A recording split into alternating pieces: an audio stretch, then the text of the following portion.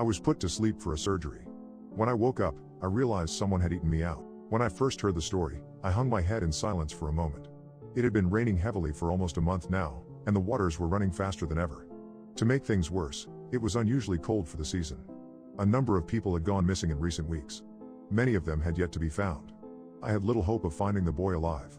Me and a couple of other divers were at the site where the boy went missing within an hour, and a larger search and rescue team located a few towns over was headed our way.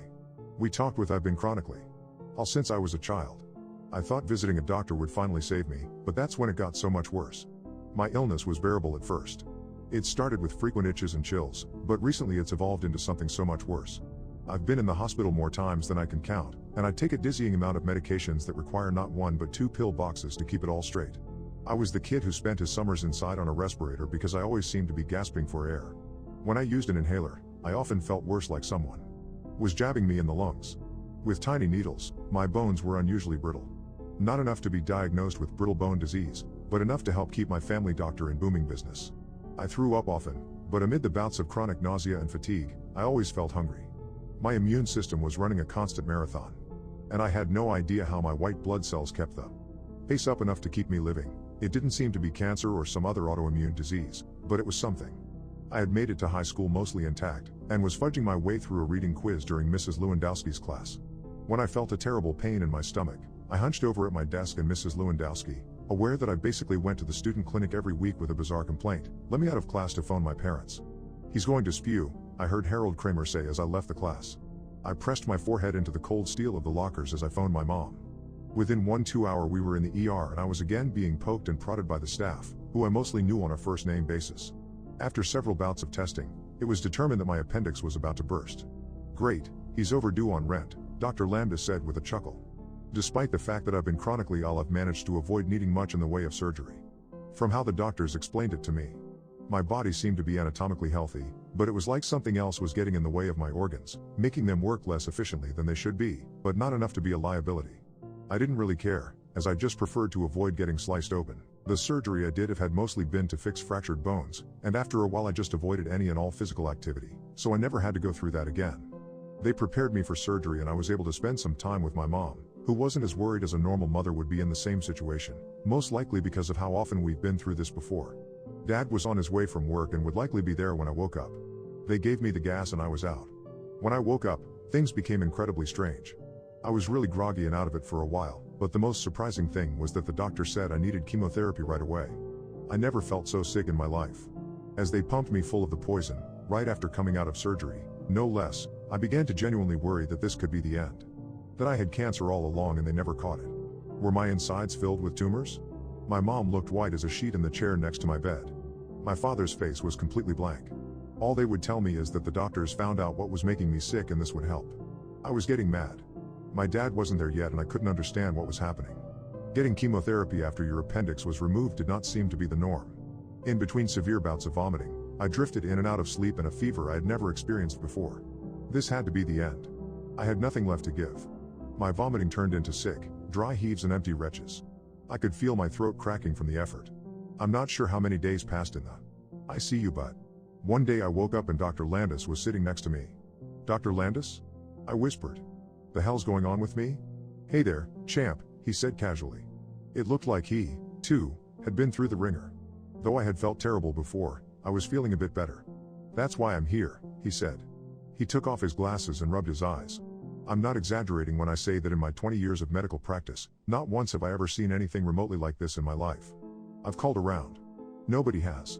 I felt scared and drew the thin hospital covers closer to myself. What the hell could it be? Have you ever heard of parasites? I thought back to biology class. Yeah, I mean, I don't know a lot, but I know they have a host that they feed off of in some way, right? Dr. Lambda said, shivering. Well, it turns out you had parasites living inside you. Normally there are spots. Parasites can commonly be found on X-rays, for example. They may show up as a mass in the stomach or larvae in the lungs.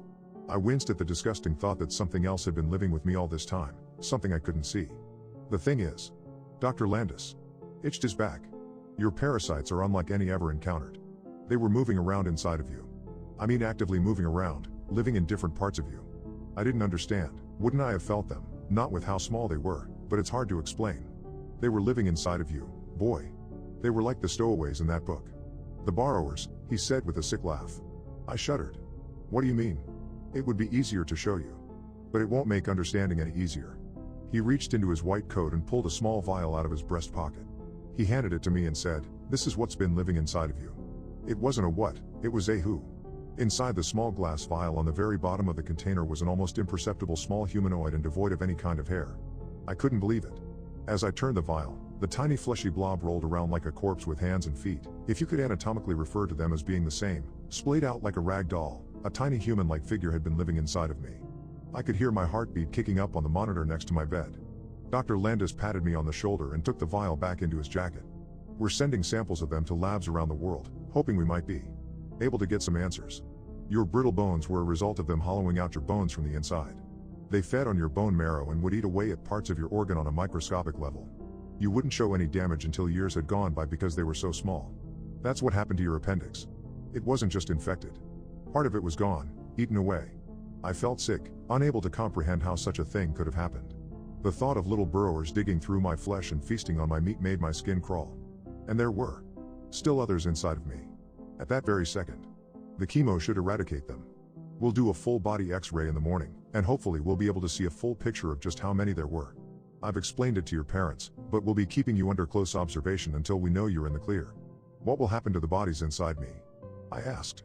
Well, once they're dead, your white blood cells should be able to finish taking care of the remains, and whatever's left should be absorbed or pass on through. He said with a grim smile.